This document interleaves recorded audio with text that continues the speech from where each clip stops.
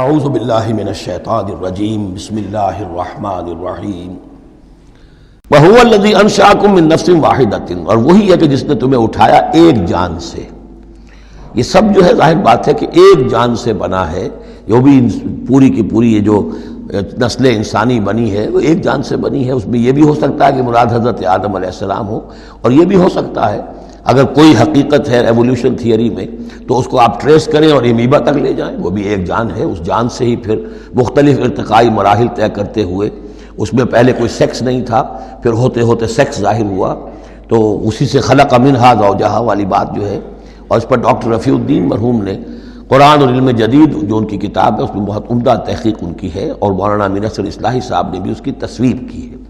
تو جن لوگوں کو دلچسپی ہو اس کتاب کا مطالعہ کریں کہ یہ ایک جان سے پیدا کرنے کا مطلب کیا ہے۔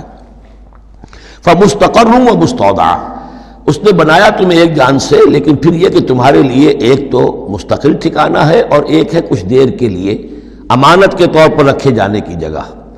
اب یہ مستقر کیا ہے، مستودع کیا ہے، اس پر تین قول ہیں مفسرین کے۔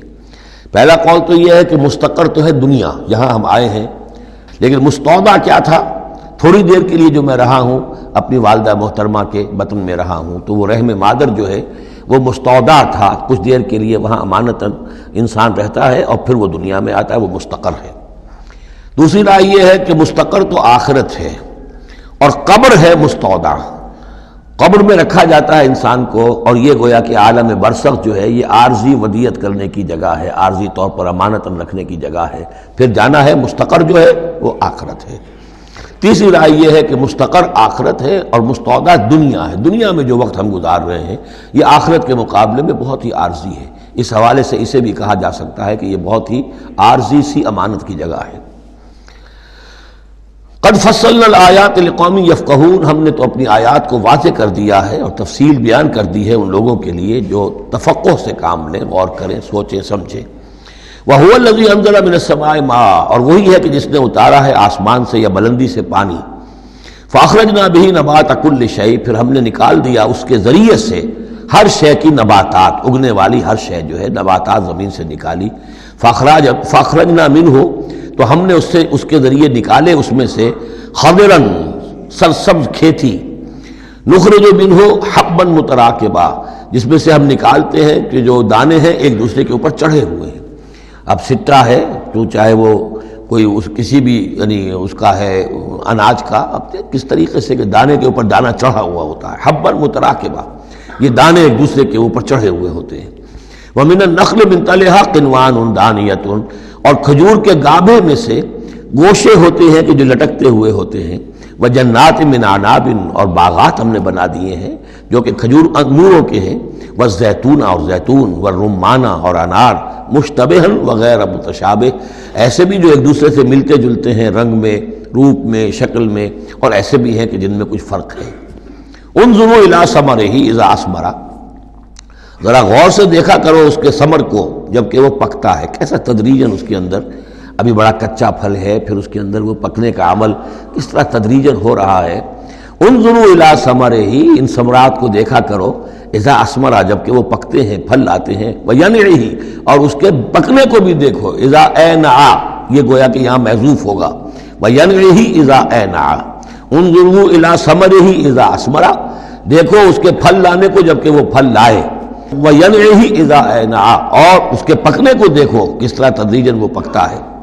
ان فی ذالکم لآیات لقوم یؤمنون، یقیناً اس میں ہیں نشانیاں ان لوگوں کے لیے جو ایمان لانا چاہیں یا جو ایمان رکھتے ہوں۔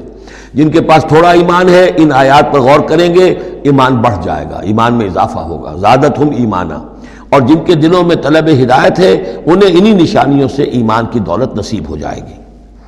وجعلوا للہ شرکاء الجن، اور انہوں نے اللہ کے شریک بنا دیا جنات کو، وَخَلَقَهُمْ وَخَرَقُوا لَهُ بَنِينَ، حالانکہ اللہ نے ان کو بھی پیدا کیا ہے، جیسے انسانوں کو پیدا کیا جنات کو پیدا کیا۔ فرق صرف یہ ہے کہ جنات کو آگ سے پیدا کیا، اور جنات جو ہیں اپنی طبعی طور پر اس کائنات میں بہت دور تک ان کی رسائی ہے۔ ہم جہاں بڑے بڑے راکٹ جو ہیں بلینز اور بلینز آف ڈالرز کے لیے ایک بناتے ہیں، اور پھر اس کی ایک جو ہم گاڑی بنائی ہے اور وہ جاتی ہے اور دوڑتی ہے اور آتی ہے، شٹل ہے، اور اس پر کتنا پیسہ خرچ ہوتا ہے۔ یہ تمام جو ہے جنات کے لیے یہ سارا علاقہ ان کی آمد و رفت کے لیے وہ اپنی طبعی صلاحیت کے بنا پر جاتے آتے رہتے ہیں، جس میں کہ ہمیں جانے کے لیے یہ ساری کچھ ایجادات جو ہیں وہ کرنی پڑی ہیں۔ لیکن یہ کہ بہرحال وہ بھی ہیں تو مخلوق، جیسے کہ فرشتے ان سے بھی آگے کی شے، لیکن ہیں وہ بھی مخلوق، فرشتے بھی مخلوق ہیں، جنات بھی مخلوق ہیں، انسان بھی مخلوق ہیں۔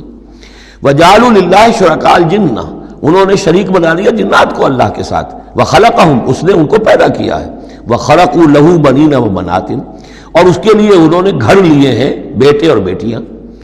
حضرت عیسیٰ کو بیٹا بنا دیا گیا، حضرت عزیر کو بیٹا بنا دیا گیا، اور اللہ تعالیٰ کی فرشتوں کو کہہ دیا گیا وہ بیٹیاں ہیں، بغیر علم، بغیر اس کے کہ کوئی علمی سند ہو، کوئی بنیاد ہو، کوئی دلیل ہو۔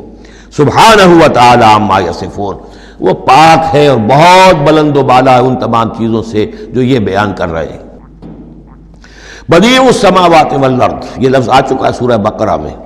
کریشن ایکس نہیلو، عدم محض سے وجود میں لانے والا، وہ ہے کہ جو آسمانوں اور زمین کو وجود میں لایا ہے عدم محض سے۔ انا یکون لہ ولد، اس کے اولاد کیسے ہو سکتی ہے؟ ولم تکن لہ صاحبہ، جبکہ اس کی کوئی بیوی نہیں، کوئی جورو نہیں، تو اولاد کیسے ہو جائے گی؟ وخلق کل شیء، اور اس نے تو ہر شے کو پیدا کیا ہے۔ ایک خالق ہے، باقی سب مخلوق ہیں۔ وہو بکل شیء علیم، اور وہ ہر چیز کا علم رکھتا ہے۔ اس کی مخلوقات میں سے کوئی شے اس کی نگاہوں سے ایک لمحے کے لیے بھی اوجھل نہیں ہے۔ ذالکم اللہ ربکم، وہ ہے اللہ تمہارا رب۔ اصل میں یہ انداز سمجھ لیجئے کہ چونکہ جو یہ مشرکین مکہ اور عرب تھے وہ اللہ کو مانتے تو تھے، اصل میں اس کی صفات کمال، اس کی قدرت، اس کی عظمت، اس کے بارے میں ان کا ذہن کچھ جو ہے محدود ہو گیا تھا، ورنہ اللہ کے منکر تو وہ نہیں تھے۔ ذالکم اللہ ربکم، دیکھو جس اللہ کو تم مانتے ہو وہ ہے وہ اللہ جس کی یہ شان ہے۔ تم نے اس کی اصل حقیقت کو نہیں پہچانا، تم نے اس کو جو ہے بہت ہی کمزور اور ضعیف سی کوئی شخصیت سمجھا ہے کہ جس کے اوپر کوئی دباؤ ڈال کر بھی اپنی بات منوا لے گا۔ تم نے سمجھا جیسے کہ تمہاری کوئی بچی آ جائے اور تم سے کچھ چیز مانگے، اگر تم دے سکتے ہو تو ضرور دے دیتے ہو۔ ایسے ہی اس کی بچیاں بھی ہیں، یہ فرشتے جو ہیں جس کی سفارش کریں گی وہ جو ہے سب کو بخش دیے جائیں گے۔